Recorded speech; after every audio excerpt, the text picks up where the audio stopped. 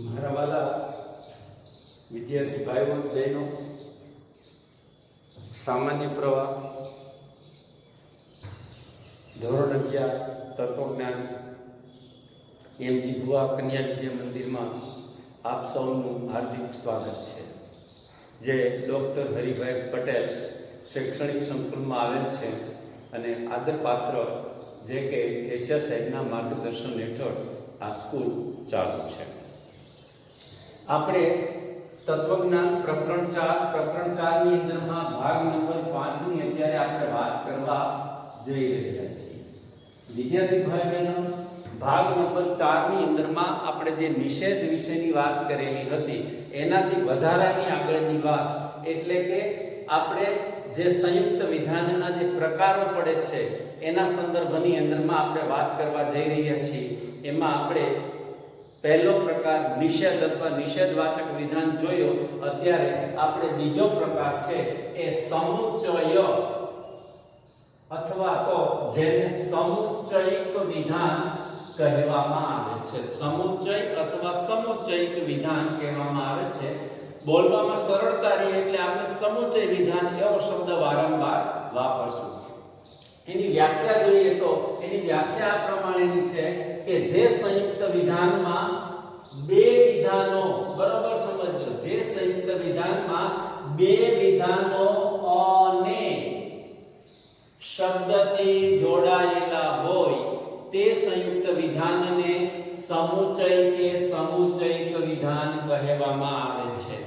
આની અંદરમાં બે વિધાનો આપેલા હોય, એ બે વિધાનો છે એ અને શબ્દથી જોડાયેલા હોય તો તેવા વિધાનને સમુચ્ચય વિધાન કહેવામાં આવે છે અથવા સમુચ્ચયિક વિધાન આપણે કહી શકીએ છીએ.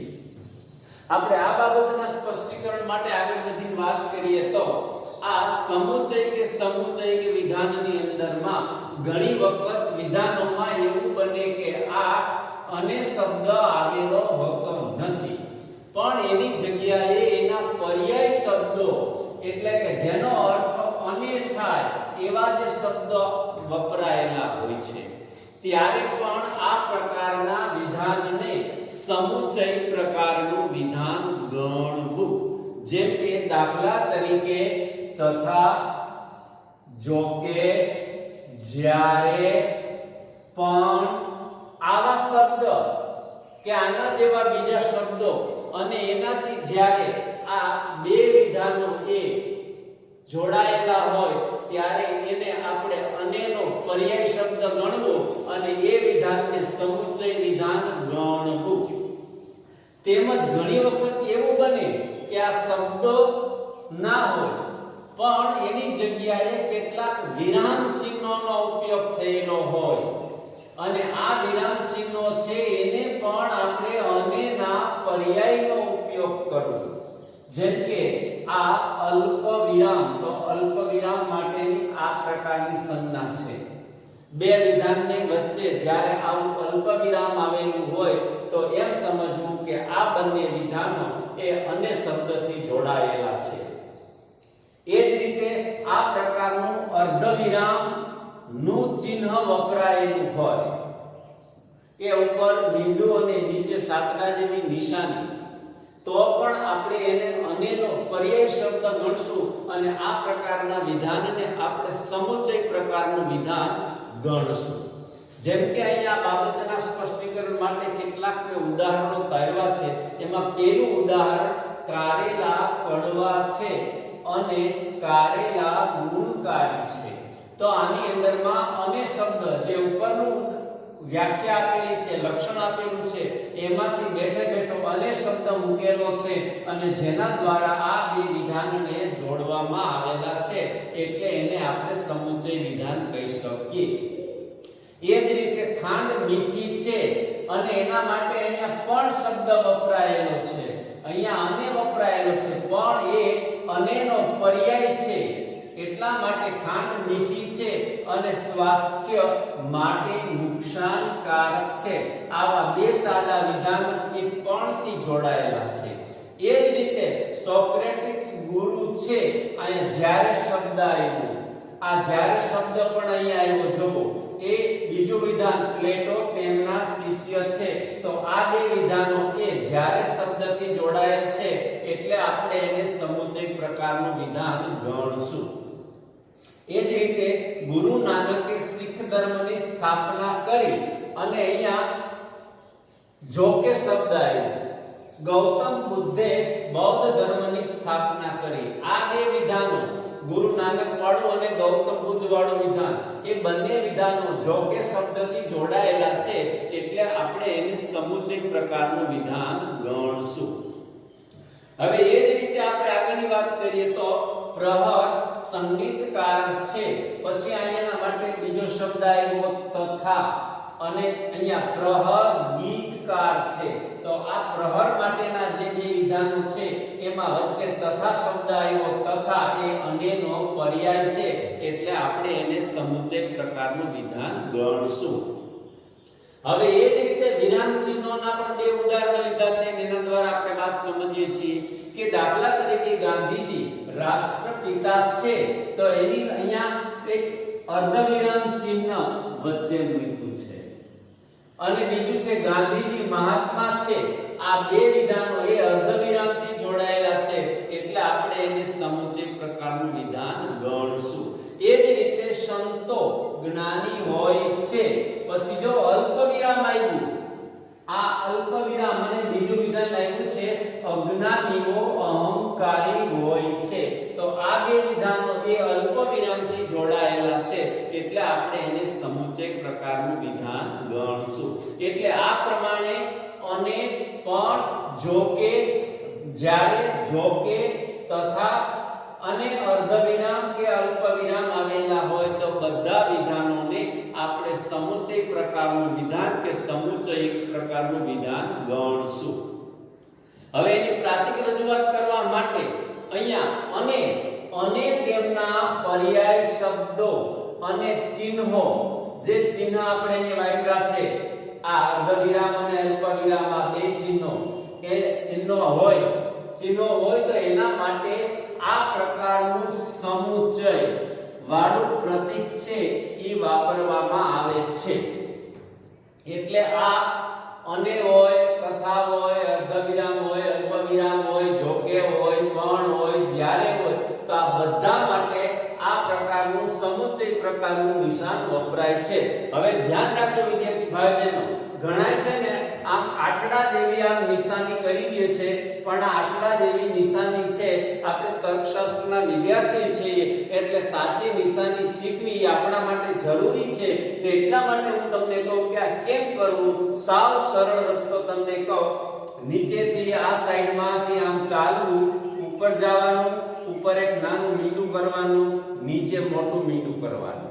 એ જ રીતે હજી ફરી પાછું બતાવું, ઉપર જવાનું, નાનું મીંડું કરવાનું, અહીંયા મોટું મીંડું કરવાનું. હજી વિદ્યાર્થી ભાઈ બહેનો હજી સમજાવું, આમ ઉપર જવાનું, નાનું મીંડું, નીચે મોટું મીંડું.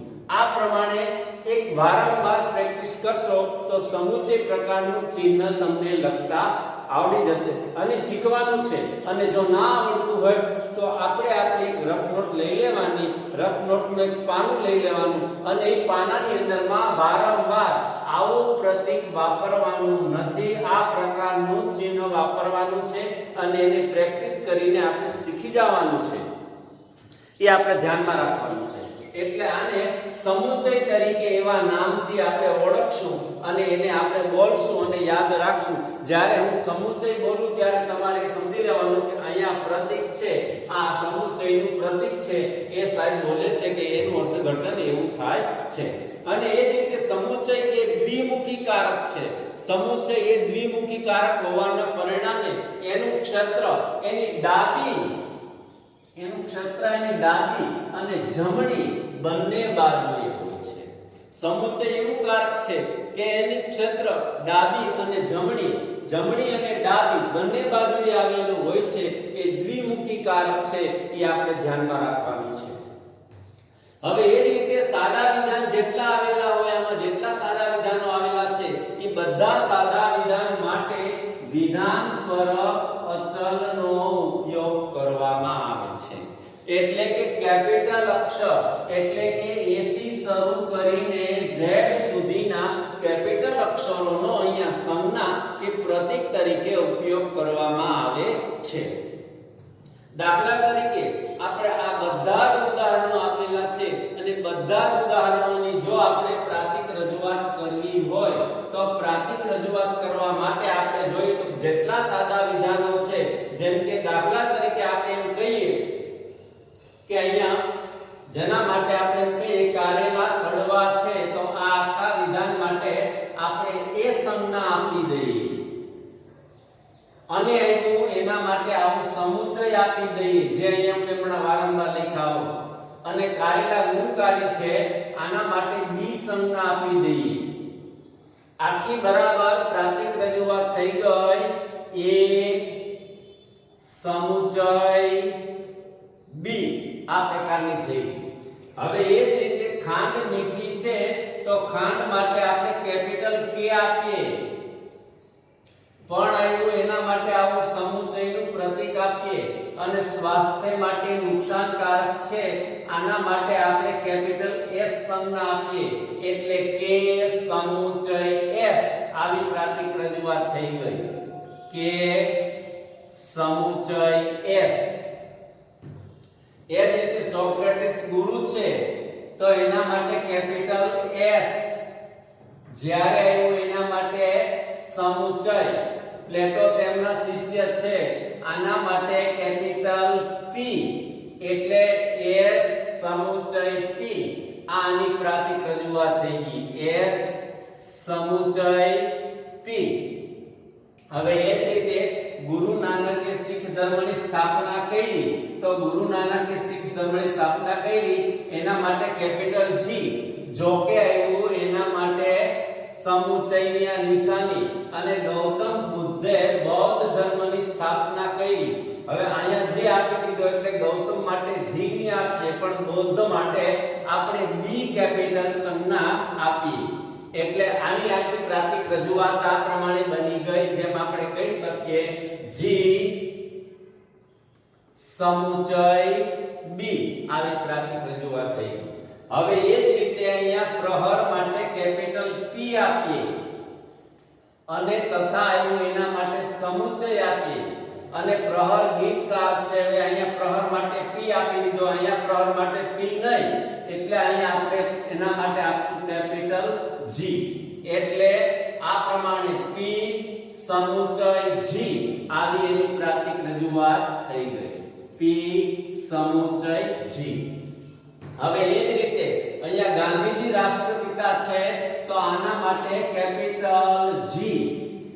અર્ધવિરામનું ચિહ્ન આવ્યું એના માટે સમુચય. હવે ગાંધીજી મહાત્મા છે, ગાંધીજી માટે અહીં જી આપ્યો એટલે મહાત્મા માટેનો આપણે કેપિટલ એમ આપી દઈએ, એટલે પ્રાતિક રજૂઆત આ પ્રમાણે બની ગઈ બરાબર જી સમુચય એમ. હવે એ જ રીતે સંતો જ્ઞાની હોય છે તો સંતો જ્ઞાની હોય એના માટે કેપિટલ એસ. અર્ધવિરામનું ચિહ્ન આવ્યું એના માટે સમુચય.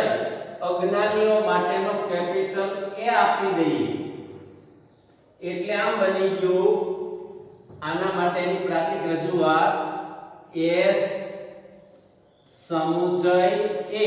આ પ્રકારની પ્રાતિક રજૂઆત બની. એટલે વિદ્યાર્થી ભાઈઓ બહેનો આ પ્રમાણેની પ્રાતિક રજૂઆત કરવાની છે.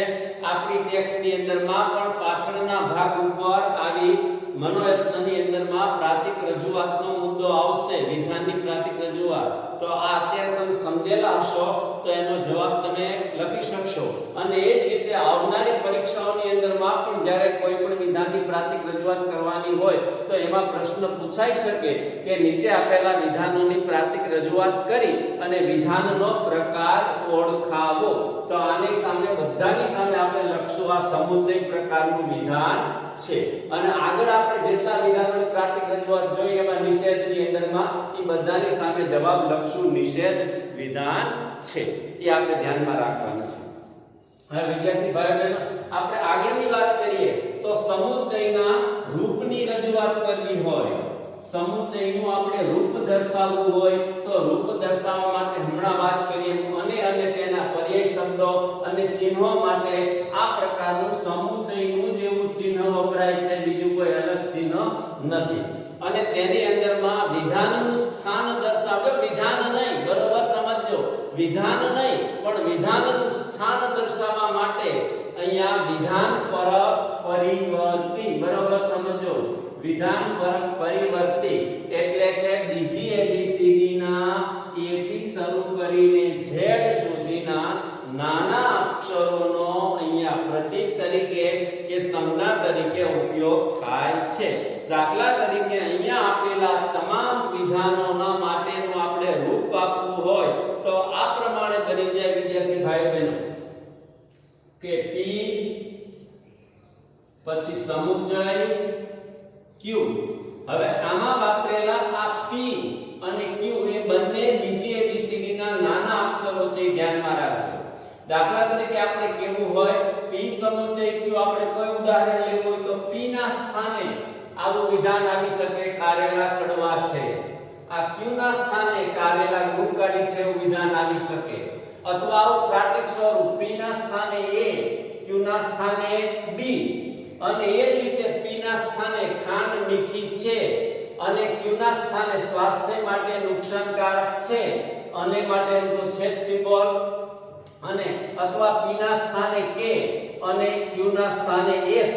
આ દરેક ઉદાહરણો છે એ એવા ઉદાહરણો છે કે જે P અને Q ના સ્થાનનું નિદર્શન કરે છે એમ આપણે કહી શકીએ છીએ. જો આ વિધાન દર્શાવતું નથી પણ એનું સ્થાન દર્શાવે છે કે અહીંયા કોઈ પણ પ્રકારનું વિધાન હોઈ શકે છે, અહીંયા પણ કોઈ પણ પ્રકારનું વિધાન હોઈ શકે છે એમ દર્શાવે છે. વિધાન દર્શાવતું નથી એટલે જ્યારે પણ રૂપ દર્શાવવાનું હોય ત્યારે બીજી એબીસીડી ના નાના અક્ષરો, અને એમાં પણ મેં તમને કીધું કે મોટે ભાગે આપણી ચોપડીની અંદરમાં P Q R S આ ચાર અક્ષરોનો મોટે ભાગે ઉપયોગ કરવામાં આવે છે. હવે આપણે આગળની વાત કરીએ તો આ સમુચય એ સત્યતા ફલન લક્ષી કારક છે, અને સત્યતા ફલન લક્ષી કારક હોવાને લીધે એના ઉપયોગથી સત્યતા ફલન લક્ષી સંયુક્ત વિધાનની રચના થાય છે. એટલે હમણાં આપણે વાત કરી કે સંયુક્ત વિધાન, એમાં પહેલું સંયુક્ત વિધાન નિષેધ વિશે ભણ્યા, આ બીજું સંયુક્ત વિધાન એ સમુચય વિશે ભણીએ છીએ, અને આ કારકના ઉપયોગથી આ પ્રકારના સંયુક્ત વિધાનોની રચના થાય અને જેનું સત્યતા મૂલ્ય છે તેના મૂળ વિધાનના સત્યતા મૂલ્ય પર આધારિત છે.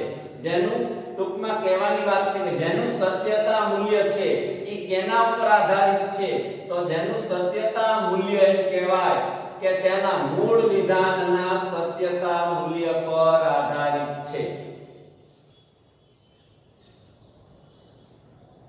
મૂળ વિધાનના સત્યતા મૂલ્ય પર આધારિત છે એમ આપણે કહી શકીએ છીએ. હવે અહીંયા સત્ય અને અસત્યતા, સત્ય અને અસત્ય હોવાની શક્યતાના સંદર્ભમાં વાત કરીએ તો કોઈ પણ આ પ્રકારનું રૂપ આપેલું હોય, આ P સમુચય Q, તો P સમુચય Q એમાં P ક્યારે સત્ય બને ક્યારે અસત્ય બને, Q છે ક્યારે સત્ય બને અસત્ય બને, એના વિશે વિચારવામાં આવે તો કુલ આપણને ચાર પ્રકારની શક્યતાઓ પ્રાપ્ત થાય.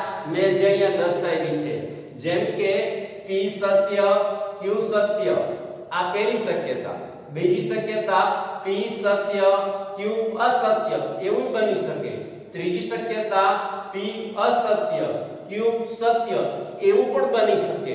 અને ચોથી અને છેલ્લી શક્યતા P અસત્ય અને Q પણ અસત્ય. ટૂંકમાં P સમુચય Q, એમાં P અને Q નો એક સાથે વિચાર કરવામાં આવે તો આ પ્રકારની આપણને ચાર શક્યતાઓ પ્રાપ્ત થાય છે. હવે આગળના મુદ્દાની વાત કરીએ તો સમુચયના સત્યતા મૂલ્યના નિયમોની આપણે વાત કરવા જઈ રહ્યા છીએ.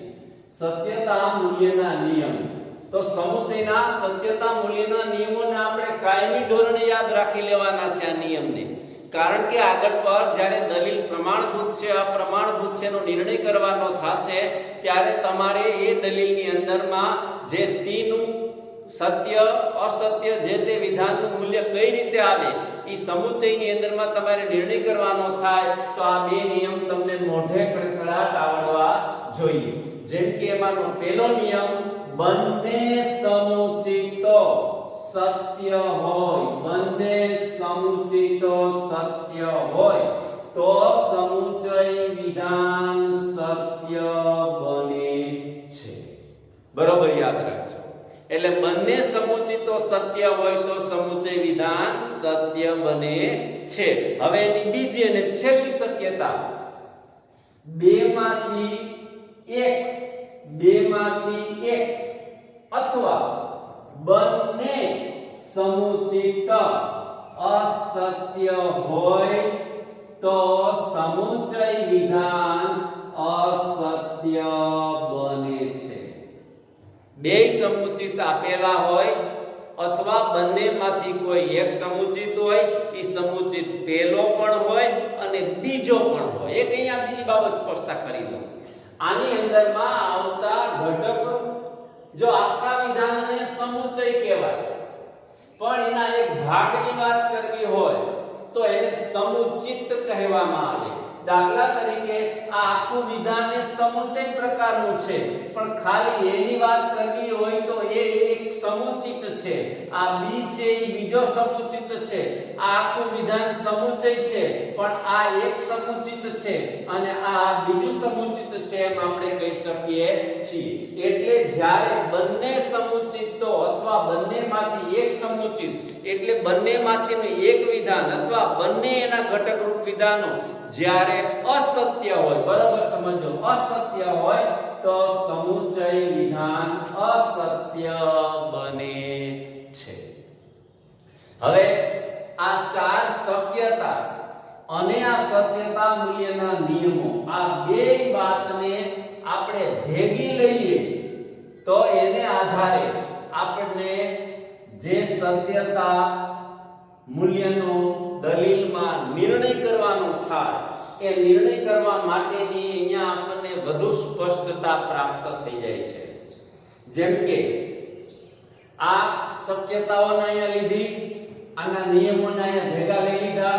જેમ કે કીધું જો P સત્ય હોય અને Q સત્ય હોય, જેમ અહીંયા P સત્ય Q સત્ય પહેલી શક્યતા લીધી હોય તો સમુચયમાં P સમુચય Q સત્ય હોય છે. હવે સત્ય હોય જેમ કે અહીંયા ઉપર આપણે જોઈએ બંને સમુચિતો સત્ય તો સમુચય વિધાન સત્ય. હવે પહેલું સમુચિત સત્ય, બીજો સમુચિત સત્ય તો આખે આખું P સમુચય Q વિધાન કેવું બની જાય? સત્ય બની જાય. હવે બાકીની ત્રણ શક્યતા આમાં પડેલી છે, એક જ શક્યતા આમાં આવી ગઈ. હવે બાકીની ત્રણ શક્યતાઓ બીજા ત્રણમાં પડેલી છે. જેમ કે P સત્ય Q અસત્ય, P સત્ય અને Q અસત્ય હોય તો P સમુચય Q અસત્ય હોય. શા માટે? તો કે આની અંદર બાજુ એક સમુચિત એટલે બીજો સમુચિત એ અસત્ય છે તો અહીંયા કીધું એમાંથી એક સમુચિત અસત્ય તો સમુચય વિધાન કેવું બને? અસત્ય. એટલે P સમુચય Q વિધાન કેવું બની જાય? અસત્ય હોય છે. હવે એ જ રીતે ત્રીજી શક્યતાની આપણે વાત કરીએ તો જો P અસત્ય અને Q સત્ય, P અસત્ય અને Q સત્ય હોય તો P સમુચય Q અસત્ય હોય છે. કારણ કે જો આ બે સમુચિતમાંથી જો પહેલો સમુચિત કેવો છે? અસત્ય છે. બાકી ભલે આ સમુચિત સત્ય હોય પણ પેલો અસત્ય આવી ગયો એટલે બેમાંથી એક અસમુચિત અસત્ય તો સમુચય વિધાન અસત્ય બને. એટલે આ નિર્ણય પણ અસત્યતાનો જ આપણને પ્રાપ્ત થાય. છેલ્લી શક્યતા જો P અસત્ય હોય અને Q અસત્ય હોય, બંને જો P અસત્ય અને Q અસત્ય બંને અસત્ય તો અહીંયા આપણે કીધું છે કે બેમાંથી એક અથવા બંને સમુચિત કેવા? અસત્ય તો સમુચય વિધાન અસત્ય બને. એટલે P અસત્ય Q અસત્ય હોય તો P સમુચય Q અસત્ય હોય છે. હવે વિદ્યાર્થી ભાઈ બહેનો આપણે જે મૂળ મુદ્દા ઉપર આવવા માંગીએ છીએ, આ આખે આખા સ્પષ્ટતાની શક્યતાઓ એટલે નિયમોને અને ઉપરની શક્યતાઓને આધારે જે આપણે સ્પષ્ટતા પ્રાપ્ત કરી એ સ્પષ્ટતાનો આખો નીચે પ્રાતિક સ્વરૂપમાં આપણે એનો કોઠો જોઈ લઈએ.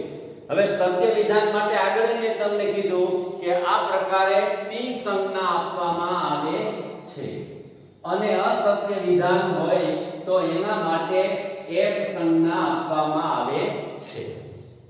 હવે અહીંયા આ શક્યતા અને શક્યતા જેમ અહીં જોતા જાઓ પી સત્ય ક્યુ અસત્ય ક્યુ અસત્ય એટલે અહીં પી મૂક્યું તો પહેલા બે વખત સત્ય અને પછી બે અસત્ય તો ટી અને એફ મૂકી દીધું. હવે એ જ રીતે આગળ વધીએ તો અહીંયા ક્યુ છે બધા તો અહીંયા ક્યુ માં સત્ય અહીંયા અસત્ય અહીંયા સત્ય અહીંયા અસત્ય એટલે ક્યુ જો ક્યુ નું સત્ય સત્ય અસત્ય સત્ય અસત્ય એવું એટલે ક્યુ સત્ય અસત્ય એટલે આટલો ખ્યાલ આવી ગયો. આટલી વિગત આની અંદરમાં આવી ગઈ. હવે આપણે આ પી સમુચય ક્યુ એનો નિર્ણય આપણે નીચે લખવા જઈ રહ્યા છીએ. તો નિર્ણય લખવા માટે 1 અને 2 જો આ 1 એટલે અહીંયા શું છે પી રકમ ઈ પી ક્યાં છે અહીંયા છે એટલે આપણે 1 એનો લખ્યો અહીંયા. હવે બીજું શું છે ક્યુ છે એ છે એના માટે આપણે 2 લખ્યા. ઈ 2 ક્યાં આવ્યા છે અહીંયા આવ્યા ક્યુ અહીંયા છે એટલે પી તો પી ઉપર 1 આપ્યો એટલે અહીંયા 1 લખ્યો. ક્યુ તો ક્યુ ઉપર 2 લખ્યા એટલે આપણે 2 લખ્યા.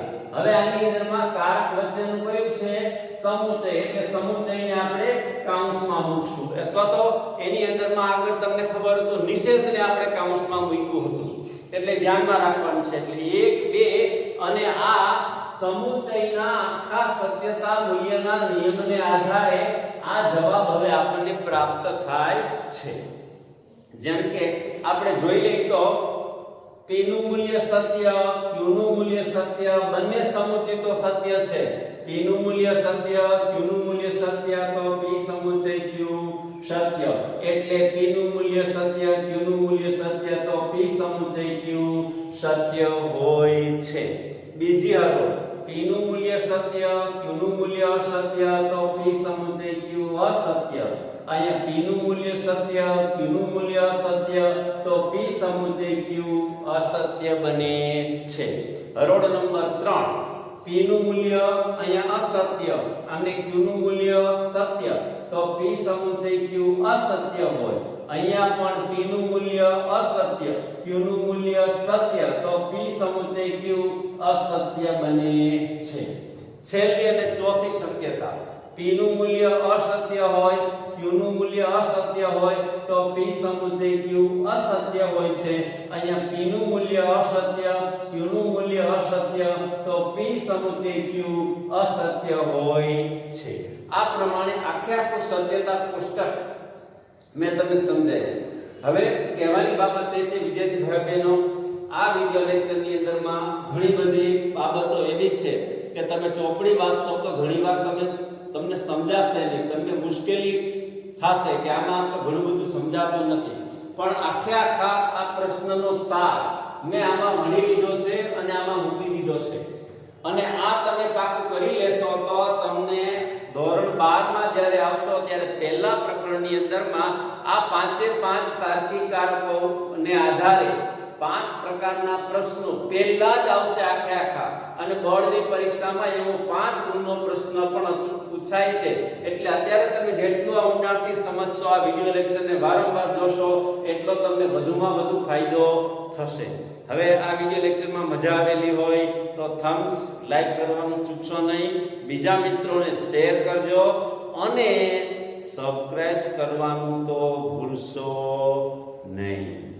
ચાલો આવતા વિડિયો લેક્ચરની અંદરમાં ફરી પાછા મળીએ. અને મારી કહેવાની બાબત બે છે કે આગળનો નિષેધનો કોઠો અને સમુચયનો કોઠો આપણા રફ ચોપડાની અંદરમાં લેસનના ચોપડામાં આ કોઠો 5 વાર આખો આ પ્રકારનો દોરવાનો છે. ઘણાને એમ થાય ફાયદો થશે એ દોરશો તો તમને ખબર પડશે આમાં ક્યાં ટી આવે ક્યાં એફ આવે, આનો નિર્ણય કેમ થાય, અને પછી તમે આખી વાત જોશો એટલે તમને સાર સ્વરૂપે બધી વિગત યાદ રહી જશે અને બોર્ડમાં કે પરીક્ષામાં આવો કોઈ પ્રશ્ન પૂછાશે તો તમે હોંશે હોંશે જવાબ લખી શકશો. ચાલો, આભાર, ધન્યવાદ અને જય શ્રી કૃષ્ણ, જય સ્વામિનારાયણ. અને ફરી પાછા આવતા વિડિયો લેક્ચરની અંદરમાં મળીએ છીએ, પણ લાઈક કરવાનું, સબસ્ક્રાઇબ કરવાનું ચૂકશો નહીં. આભાર, ધન્યવાદ.